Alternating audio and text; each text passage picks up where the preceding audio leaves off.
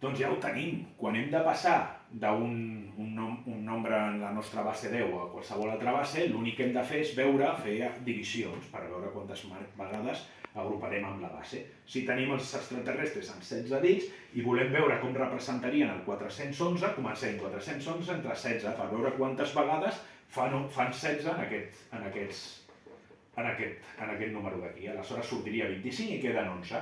Aleshores, com que el 25 supera el 16, tornem a dividir per 16 i ens quedaria 1 i 9. I aleshores, segons l'algorisme que hem vist abans, la raó que hem explicat abans, seria una vegada per 16 al quadrat, més 9 vegades per 16, elevat a 1, més 11 vegades, però compte, aquest 11, recordem que els extraterrestres seria 0, 1, 2, 3, 4, 5, 6, 7, 8, 9, 10.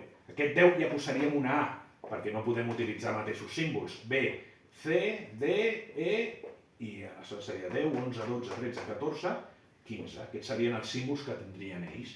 Aleshores, aquest 11 d'aquí, a nosaltres ens correspon la B, més B per 16 elevat a 0. Això seria aquest número d'aquí, amb aquesta terminologia. I per tant, l'únic que hem de fer és dir 19B.